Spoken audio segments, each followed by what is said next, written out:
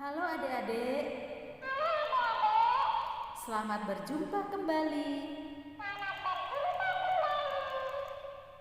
Hari ini kita memasuki Minggu Prapaskah yang ketiga. Mari kita awali dengan nyanyi bersama.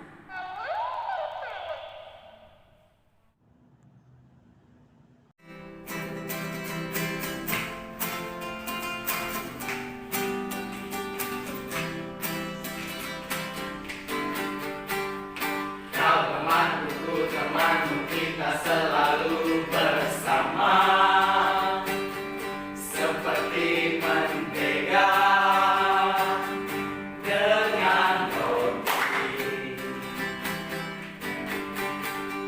Kau temanku, teman kita selalu bersama, seperti celana dengan baju. Akan selalu mendukungmu, mendorongmu dan terus maju. Dan bila kau sedih, ku akan memelukmu erat-erat. Kau temanku, temanmu, kita selalu bersama, seperti mentega dengan roti. Kau temanku, temanmu, kita selalu bersama, seperti celana dengan baju.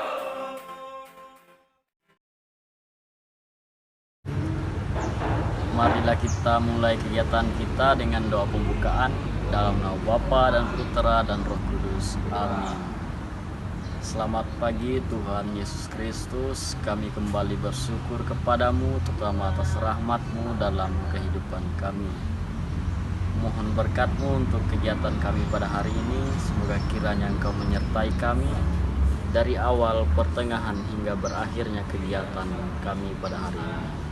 Nama-Mu yang kudus kami puji kini dan sepanjang masa. Amin. Dalam nama Bapa, Putra dan Roh Kudus. Amin.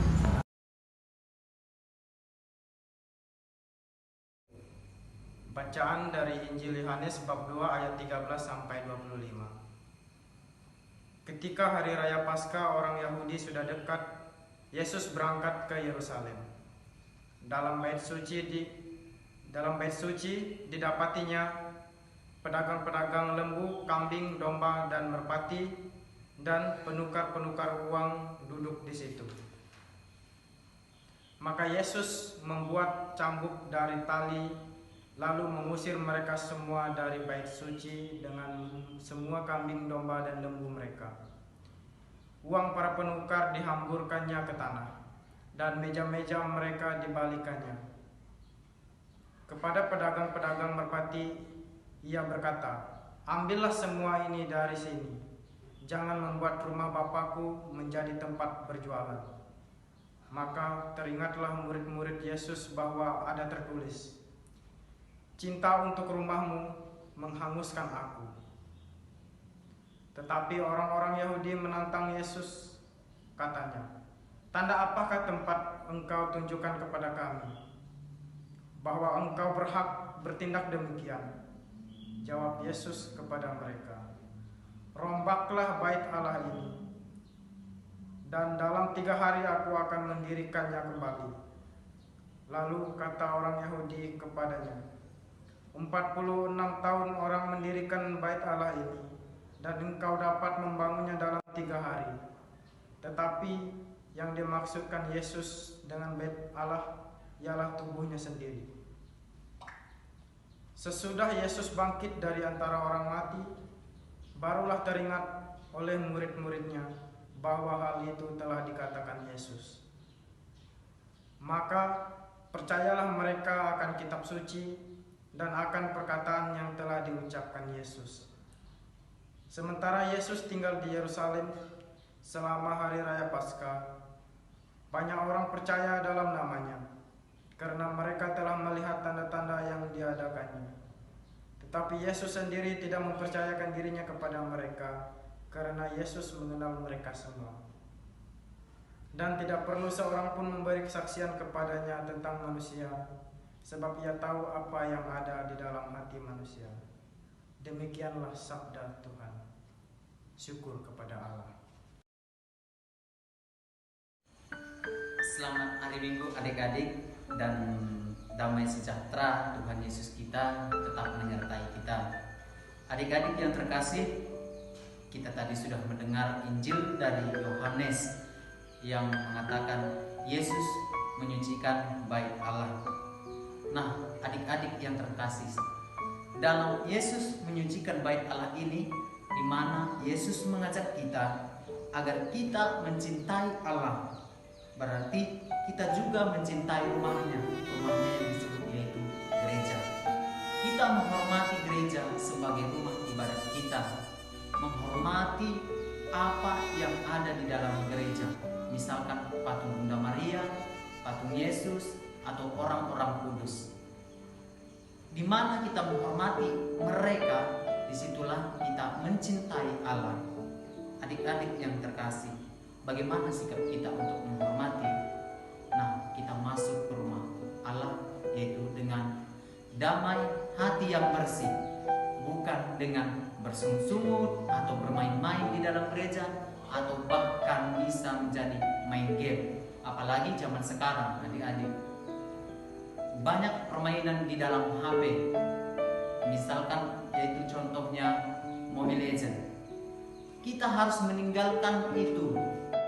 Kalau kita masuk ke rumah Allah, bukan membawa HP dan bermain di dalam gereja.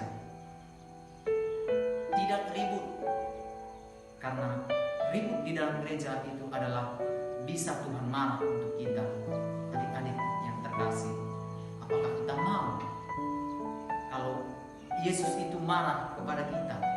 Tentunya tidak, karena Yesus adalah sungguh mencintai kita, apalagi dalam masa prapaskah ini, yaitu masa pertobatan. Seharusnya dalam masa pertobatan ini kita semakin baik dan mengerti, memahami apa arti tobat, yaitu memberi kebaikan kepada sesama. Adik-adik yang terkasih, apa yang harus kita buat dalam masa prapaskah ini? Tentunya banyak. Nah, yang pertama yaitu kita harus menguduskan hati kita untuk menyambut kedatangan Tuhan Yesus nanti di masa Paskah. Apa artinya? Supaya hidup kita semakin dekat dengan Tuhan, hidup kita semakin baik dalam Tuhan, bukan menjadi sikap yang tidak baik untuk Tuhan. Adik-adikku yang terkasih, mengapa Yesus marah ketika berada di bait suci? Karena tindakan kita tidak baik. Supaya jangan marah Yesus kepada kita, kita harus menjadi anak yang sopan, ramah, dan saling tolong-menolong, terutama untuk orang tua kita.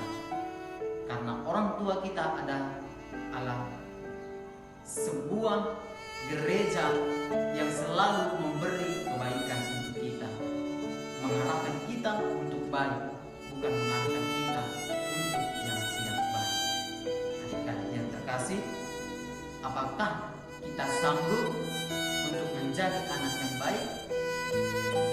Pasti sanggup, karena menjadi anak yang baik adalah tentunya kita bisa mencintai Allah. Semoga adik-adik renungan kita hari ini membuat kita semakin suci, menguduskan gereja sebagai rumah Allah atau sebagai rumah kita untuk berdoa. Amin.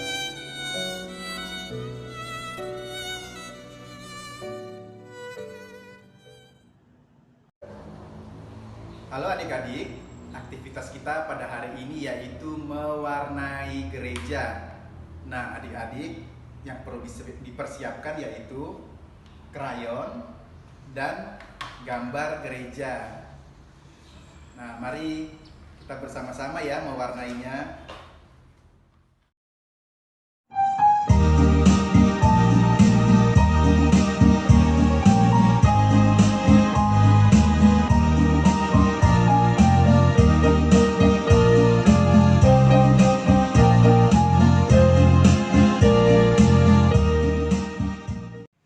Jadi hasilnya seperti ini adik-adik. Selamat mencoba. Adik-adik, sebelum kita menutup kegiatan kita pada hari ini, marilah kita berdoa dalam nama Bapa dan Putra dan Roh Kudus. Amin. Syukur kepadamu ya Tuhan atas berkat dan penyertaan-Mu dari pertama kegiatan kami hingga berakhirnya kegiatan kami pada hari ini. Ya Bapa, semoga apa yang kami kerjakan tadi, apa yang kami buat tadi dapatkan bermanfaat bagi kami dan bagi semua orang yang kami jumpai. Doa ini kami sampaikan kepadamu melalui perantaraan Kristus Tuhan kami. Amin. Dalam nama Bapa dan Putra dan Roh Kudus.